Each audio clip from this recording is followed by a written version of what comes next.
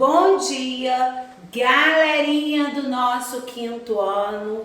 Que legal ter você mais uma vez, estar com você mais uma vez, chegando mais uma videoaula. Videoaula essa hoje, 18/6, quinta-feira, né? Uma aula de português. E essa aula de português no quinto ano, bom, tem como propostas a correção das páginas da aula anterior, aquela aula que nós utilizamos o livro digital pelo Zoom, né? Páginas 42 e 43, nós vamos fazer a correção da 42 e 43, né? Vocês precisam, meus lindos, enviar no meu privado a pesquisa do caderno da aula do dia 12/6, que são as expressões linguísticas geográficas. Lembram que eu pedi vocês para fazer a pesquisa de várias palavras, onde em cada região são ditas expressões,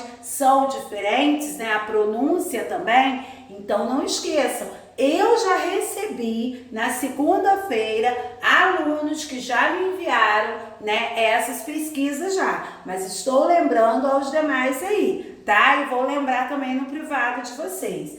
Bom, e o nosso conteúdo de hoje, nós vamos ler o nosso texto, que é o menino que carregava água na peneira, que é lá na páginas 42 e 45. E que nós estamos estudando esse gênero textual, que é o poema. Vamos continuar, estamos vendo, né? E aí, nós vamos pular para a gramática, onde nós vamos estudar a linguagem literal e figurada, onde nós vamos estudar sinônimos e antônimos e vamos estudar substantivos. Bom, a aula hoje está recheada de coisa. Tá uma aula extensa, mas nós vamos juntos, né, estarmos estudando passo a passo. Preste muita atenção, né, para que você consiga, meu lindo, estar sempre aí em casa, mas não parado. Você continue a estudar, né? E estudar sempre com excelência, né? Com desempenho. Então, ó, essa paginazinha aqui eu quero no caderno, bem linda, com a letra organizada. Estou amando ver, né, as canetas coloridas no caderno, lápis de cor, né, pulando, dando espaço. Que coisa linda! E é assim que eu quero, né? Porque aí vai ganhar. Vocês sabem que eu estou cheia de figurinhas e estou colocando as figurinhas lá para vocês, tá bom? Vamos lá. Bom, o nosso primeiro momento, lá na página 42,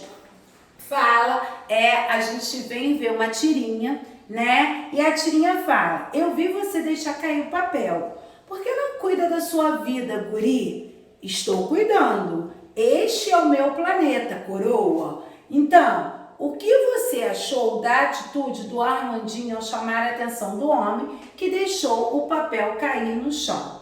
Por quê? Então, o que você achou? A atitude dele foi adequada. Sim, porque ele estava o quê? Conscientizando uma pessoa sobre a importância da preservação e da conservação ambiental.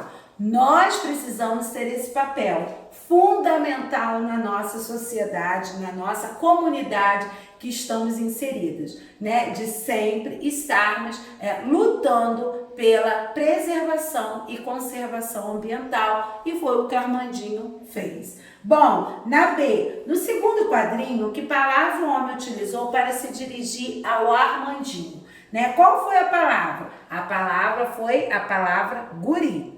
Aí na C, se o homem fosse da região onde você mora, ele teria usado essa mesma palavra? Por quê? Bom, gente, eu coloquei aqui a minha sugestão de resposta. Vocês podem já ter ouvido na nossa própria região, né? Mas na minha eu coloquei não, porque na nossa região se usa a palavra, no lugar de guri, a gente utiliza garoto, menino ou moleque. Nós quase não vemos, né, essa palavra já, que é aí como foi na história em quadrinhos aí, que é guri, tá? Por isso que eu coloquei, né? Então, a escola também é uma variedade. Nós aprendemos o quê? Uma variedade de linguagens, né? Nós na escola estamos em contatos, né, com os nossos amigos esses que estão vindo às vezes de outras regiões e que traz a pronúncia, traz expressões que muitas das vezes para nós é o que? É algo indiferente. Então aqui na escola e a interação com os nossos amigos e até mesmo com os nossos professores, nós aprendemos mais um pouco sobre as variações linguísticas geográficas.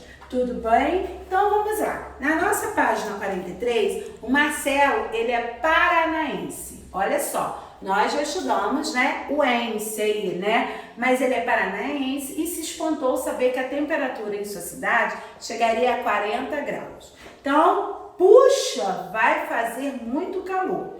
No local onde Marcelo vive, o termo puxa expressa espanto.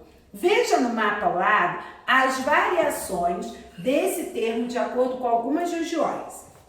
Quais são as variações para essa expressão de espanto? Em que região elas são mais comuns? Bom, e aí eu vi aí, Rio Grande do Sul, né? Que nós... Caramba, São Paulo. Caraca, Rio de Janeiro, que é o que a gente vê muito aqui, né? Uai, Minas Gerais. Oxe, na Bahia, né? Então, essas aí são as variações que são utilizadas, são termos, né, que são utilizados para espanto, e aqui estão aí ao mapa ao lado e nós verificamos, né, as regiões aí que são mais comuns. Bom, na B, qual expressão você utiliza para espanto ou admiração? Eu coloquei, nossa, eita, uai, uau, quer dizer, desculpa, todas acompanhadas sempre do pontinho de exclamação, porque estamos falando de algo que nos traz o quê? Espanto, então é exclamação. Bom, galerinha, hoje nós vimos um pouquinho, né, logo na nossa proposta aí, qual é, né, o que nós vamos estudar, o que nós vamos estar verificando na nossa aula de hoje, né? E aí nós vimos tornando a ver aí, né, nesse primeiro momento de correção, onde nós verificamos as variações linguísticas geográficas, né? E nós vimos que na escola a gente aprende muito essa variedade de língua, que é usada também tanto em livros, em jornais, em revistas, quanto em conversas mais sérias. E aí vimos que de acordo com cada região, como que uma palavra, né, pode ser o que pronunciada, né, a expressão dela muda. E é o que nós vimos nesse nosso primeiro momento. Tudo bem, galerinha? Bom, galerinha, agora nós vamos fazer o seguinte. Nós vamos para o nosso segundo momento. Segundo momento este, que nós vamos fazer o quê? Nós vamos fazer uso, né? Vamos fazer uma leitura agora, que está lá na página 44 e 45, e depois nós vamos estar estudando, né, um pouquinho de gramática, tá? Vou estar explicando para vocês, a gente vai estar trabalhando com a gramática. Bom, na página 44 e 45, né, nós estamos continuando vendo, né, poemas, e aí vimos que diversos poetas brasileiros escreveram poemas belíssimos, né? Belíssimos. E onde eu falei com vocês, até na nossa aula passada pelo Zoom, né, onde tem alunos que demonstraram o interesse, né, de ler, gostam de ler poemas, de ler poesias bem legais, né? E aí é muito interessante, né? É legal o quê? É legal de que você também possa praticar, passar a escrever, ter esse interesse também, né? De brincar com as palavras, de rimar, né? Então, desperta isso em você, né? Aproveita esse momento, né, de pandemia, de isolamento. Pega aí, né, esse que tá tão sendo falado, Covid-19, transforma isso, né? Vamos tentar ver se faz um poema, uma poesia. com certeza vai ser um dos próximos trabalhos que eu vou colocar aí pra gente, tá bom? Então já fiquem ligadinhos, já fiquem pensando em algo que você possa fazer, né, com esse gênero textual, tá bom? Que estamos estudando. Bom, vamos lá. E aí, nós vamos ver o menino que carregava água na peneira. Tem um livro sobre águas e meninos. Gostei mais do menino que carregava água na peneira. A mãe disse que carregar água na peneira era o mesmo que roubar um vento e sair correndo com ele, para mostrar aos irmãos. A mãe disse que era o mesmo que catar espinhos na água, o mesmo que criar peixes no bolso. O menino era ligado em despropósitos, quis montar os alicerces de uma casa sobre orvalhos. A mãe reparou que o menino gostava mais do vazio do que do cheio. Falava que os vazios são maiores e até infinitos. Com o tempo, aquele menino que era cismado e esquisito. Bom, porque gostava de carregar a água na peneira. Com o tempo, descobriu que escrever seria o mesmo que carregar água na peneira. No escrever, o menino viu que era capaz de ser noviça, monge ou mendigo ao mesmo tempo. O menino aprendeu a usar as palavras, viu que podia fazer peraltagens com as palavras e começou a fazer peraltagens. Foi capaz de interromper o voo de um pássaro botando. Ponto no final da frase. Foi capaz de modificar a tarde botando uma chuva nela. O menino fazia prodígios, até fez uma pedra da flor.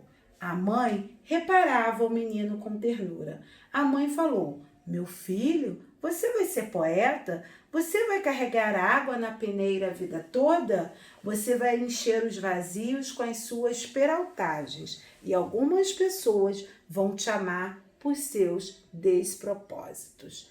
Bom, que lindo, né? E aí o autor é o Manuel de Barros, né? É uma poesia aqui que foi ele, né, que escreveu. E aí quando fala peraltagens, vocês devem estar perguntando: tia Cláudia, mas o que é peraltagem? Peraltagem, lá abaixo fala, são travessuras, são traquinagens, né? E o que é prodígios? Prodígios são certas habilidades ou talentos que a gente fala que é fora do comum, tá? E outra lá, quando eu falo de alicerces, né, é aquilo que serve como o quê? Como base, né? Então, alicerce é isso, que serve como base. E despropósitos, aquilo que não tem propósito ou objetivo, tá? Então, são palavras, assim, diferentes que vocês viram ao tia Cláudia ler, né, esse nosso texto. E aí, vocês vão fazer a página 46, a página 47 também. E na página 47, vocês vão ver que vai aparecer algo diferencial aí. O que é, tia Cláudia? Vai aparecer a linguagem literal e a linguagem figurada, tá? São duas linguagens que nós vamos aprender hoje. O conceito dela, o que é, e eu vou dar exemplos também. Bom, estamos nesse contexto de variações linguísticas geográficas, né? Já vimos lá que em cada região a pronúncia é feita, né, diferente, e aí nós precisamos, muitas das vezes, eu venho falar aqui com vocês, às vezes chega um aluninho diferente que vem de uma outra região, e aí ele começa a falar termos, expressões, que muitas das vezes as crianças começam a rir, né, começam a estar brincando, mas nós precisamos fazer o quê? Nós precisamos respeitar a todos, tá? Então, nós precisamos respeitar as variações linguísticas de cada um. Bom, e aí nós vamos vir agora para um conceito do que é linguagem literal e do que é linguagem figurada, né? Já que nós utilizamos muito e vimos isso muito no poema, né? Quando nós acabamos de ler agora. Então, vamos lá. Quando empregamos palavras ou expressões com seu significado primitivo, ou seja, com significado exato, utilizamos a linguagem literal, tá? Quando há algo exato, quando há algo primitivo. Por exemplo, quando eu falo a cobra picou o menino, eu estou aplicando o termo cobra no sentido comum, que é mesmo aqui o animal picou o menino, a cobra, né? Então eu estou utilizando o quê? O meu termo exato, o meu termo primitivo. Então eu falo que essa linguagem é uma linguagem o quê? Literal, porque foi empregada palavras ou expressões reais. Bom, agora, quando damos outros significados às palavras para criar imagens, sentidos diversos, utilizamos a linguagem figurada. Preste atenção. Olha, aqui eu utilizei a cobra, aqui também eu vou utilizar o termo cobra, mas olha o sentido que vamos ter agora. Exemplo, a Antônia é uma cobra. Bom, olha como que eu empreguei agora a palavra cobra. Eu empreguei porque eu quis dizer que a Antônia é o quê? É uma pessoa desagradável, né? Que adota uma conduta pouco apreciável, né? É um sentido que, quando eu utilizei cobra aqui, eu utilizei-se como um sentido figurado. Então, eu falo que eu tenho uma linguagem figurada, tá? Então, vocês podem verificar, olha só, a diferença que vocês viram aí do termo cobra aqui, a cobra picou o menino, então, sentido real, exato, né? Do animal que aconteceu. E aqui, quando eu me refiro que a Antônia é uma cobra, eu estou falando da pessoa da Antônia, como ela se apresenta. Só que eu utilizei a palavra cobra aqui num sentido figurado. Então, eu falo que essa linguagem é uma linguagem o quê? É uma linguagem figurada. Tá bom? Então, bem, vamos copiar direitinho aí, né? E aí, pessoal, uma coisa que eu trouxe para vocês e que nós temos visto muito no nosso livro, no nosso caderno, e eu tenho sentido assim, que muitos alunos têm ficado perdidos, têm ficado com dificuldades, né, identificar, de conhecer, né, quando eu falo sinônimos e quando eu utilizo palavras como antônimos. Bom, sinônimos, quando eu venho falar sinônimo são significados semelhantes, tá? Significam semelhanças de sentido. E aí eu trouxe para vocês algumas palavras. Bom, casa, que é o mesmo que residência, alegria, que é o mesmo que felicidade, percurso, o mesmo que trajeto, questionar é o mesmo que perguntar, brincadeira, diversão, carinho, afeto, calmo, tranquilo. Então vejam, essas palavras que eu trouxe aqui para vocês, elas apresentam o quê? O mesmo sentido, o mesmo significado. Então, eu falo que essas palavras aqui são classificadas como o quê? Como sinônimas, porque tem significado, tem semelhanças entre elas, tá? E aí, quando, tia Cláudia, você questiona, você fala sobre os antônimos. Os antônimos já significam o quê? Palavras contrárias, tá? Antônimo são palavras contrárias. E aí, nós podemos ver pela inversão do sentido. Olha só, claro, escuro, dia, noite, bondade, maldade, bonito, feio, limpo, sujo, correto, errado, largo, estreito, alto, baixo. Vocês viram que aqui está o quê? O contrário, né? Está o quê? O inverso do sentido. Então, quando eu vejo essa inversão de sentido, quando eu vejo palavras contrárias, eu digo que eu estou o quê? Utilizando os antônimos, que é o contrário das palavras sinônimas. Tudo bem, galerinha? Eu quis trazer para vocês a questão também, quando eu fui estudar agora a gramática com vocês, trazer sinônimo e antônimo, porque nós temos visto isso ao longo do nosso livro. E aí, eu tenho me perguntado, porque eu tenho sentido que às vezes quando eu falo sinônimo, antônimo, muitas crianças têm essa certa dificuldade em perceber a diferença de uma para outra. Bom, hoje, galerinha, lá na nossa página 50, desculpa, nós vamos estar estudando substantivos, nós vamos estar estudando a formação de palavras. Bom, a formação de palavras. E aí, vocês vão ver primeiro aqui no livrinho de vocês que nós temos as palavras bananeira, mangueira e goiabada. Bom, as palavras elas foram formadas com base em outras palavras apresentadas a seguir. E aí vocês vão pintar as palavras se utilizando da mesma cor. Por exemplo, manga vem da mangueira, você vai pintar a manga de amarelo. Goiaba vem da goiabada, então de laranja.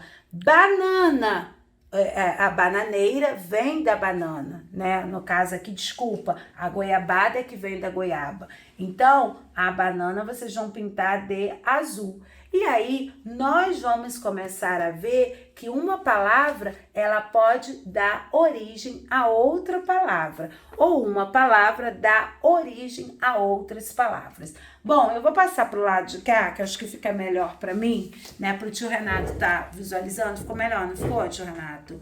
Então, olha só, substantivos. Então, eu coloquei. Primeiro, nós vamos estar aí. A palavra que dá origem a outras palavras, né, nós chamamos de primitivo, que é como nós vimos aqui, né? Como nós vimos a goiaba, como nós vimos a manga. A goiaba deu origem à goiabada, a manga deu origem à mangueira. Então, primitivo é isso. São palavras, né, que é originada com base aqui, que dá origem, a outras palavras. Agora, a palavra que é originada com base em uma outra já existente, porque já existe, né? Então ela veio de outra, era originada de outra, eu falo que ela é derivada. Por exemplo, quando vocês viram a goiabada, ela já veio de origem de uma outra palavra. Veio de origem o quê? Da goiaba. Então, goiaba é primitivo, goiabada é uma palavra derivada. Por quê? Porque ela originou-se de uma outra palavra. Bom, e aí eu trouxe como exemplo, olha, chuva é o quê? Primitiva. Por quê? Porque ela dá origem a outras palavras. Se ela dá origem a outras palavras, eu chamo que ela é primitiva. Por exemplo, já chuvisco, chuvinha e chuvarada são palavras denominadas o quê? Derivadas. Por que derivadas? Porque ela é originada com base em uma outra palavra. Ela vem da palavra chuva. Então, chuvisco, chuvinha e chuvarada são derivadas. Bom, a derivação, gente, conforme vocês viram aí, ela pode ocorrer pelo emprego de elementos tanto no início quanto ao final de uma palavra. Quando o elemento é incluído no início da palavra, ela é chamada de prefixo. Quando a derivação vem no início da palavra, nós chamamos de prefixo. E quando ela é incluído ao final da palavra, eu chamo de sufixo. Aqui eu trouxe exemplo para vocês. Por exemplo, eu tenho uma palavra aí, né, com derivação. Infeliz é a palavra. Eu separei, ela não é escrita separada. Eu separei para vocês verificarem. Bom, o in aqui é o meu prefixo, porque ele veio antes da palavra, tá? Agora, quando ela vem incluída no final como perigoso, ó, o oso aqui, ele é chamado de sufixo. Por quê? Porque ele veio ao final de uma palavra. Então, vocês podem verificar que a derivação, ela pode ocorrer tanto no início quanto no final. Se ela vem no início, nós chamamos de prefixo. Se ela vem ao final, nós chamamos de sufixo. Bom, tia Cláudia, tudo isso está aí no livrinho de vocês, né? E aí eu trouxe para vocês. E agora, vamos lá, substantivos simples e substantivos compostos, que também está lá na página 52 do livro de vocês, conforme a tia Cláudia, vocês estão vendo a tia Cláudia manusear. Bom, substantivos simples são aquelas palavras, são aquelas formadas apenas de uma palavra, né? Então, nós chamamos de substantivo simples. Quando eu falo porco, né? Então, ela é formada apenas por uma palavra. Então, eu vou classificar esse substantivo como substantivo simples. Agora, substantivos compostos já são formadas por duas ou mais palavras. Elas podem ser ligadas ou não pelo hífen, tá? Aquele tracinho que nós chamamos de hífen. Aqui nós temos porco, espinho. Então, é formada de duas ligadas pelo hífen, onde eu vou chamar ela de substantivo composto, tá? E o porco eu vou chamar de substantivo simples, tudo bem? Então, galerinha, prestem muito atenção. Nesse momento, nós lemos, né, lá o poema na página 44 e 45. Vimos que foi empregada tanto a linguagem literal quanto a linguagem figurada, literal e figurada. Vimos, né, que também os sinônimos e antônimos, que sinônimos são semelhanças, né, de sentido, e antônimos é quando significa o quê? Contrárias, inversão de sentido, tá? Então, nós denominamos como essas palavras antônimos. E aí, nós viemos estudar sobre substantivos, onde nós vimos o substantivo primitivo, que é o que dá origem a outras palavras. O derivado, que é originada de outra palavra. Vimos que a derivação pode ser por prefixo, quando vem no início da palavra, pode ser por sufixo, quando ela vem ao final da palavra. E também vimos sobre substantivos simples e substantivos compostos. Simples, formado por apenas uma palavra, e composto, quando é formada por duas ou mais palavras, ligadas ou não pelo hífen. Tudo bem, galerinha? Bom, hoje a nossa aula foi muito proveitosa, porque além da nossa correção, nós podemos verificar um pouco mais da nossa gramática, né? Da nossa linguagem, da linguagem que utilizamos no nosso dia a dia, das expressões, né? Se elas são denominadas como tendo o mesmo sentido ou o sentido, né, contrário, diferente. E aí já entramos em substantivos também, né? E foi muito legal poder, né, a gente pesquisar, mergulhar nesse mundo da gramática. Bom, galerinha, prestem muito atenção ao nosso cronograma, ao passo a passo.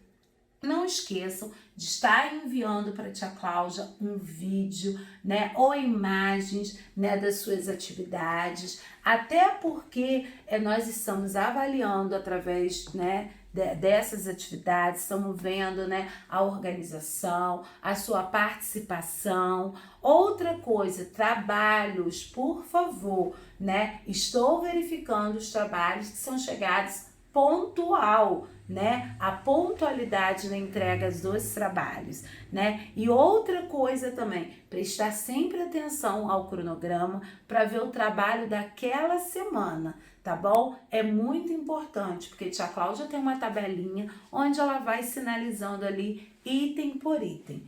Bom, galerinha, fiquem em casa, fiquem com Deus, né? Até quinta-feira, onde estaremos juntos, né, no aplicativo do Zoom. E hoje, né, no dia que está saindo essa aula, né, nós estamos juntos ao vivo também, né, com a nossa aula pelo aplicativo. Bom, fiquem em casa, fiquem com Deus. Obrigada por tudo, tá? Beijo.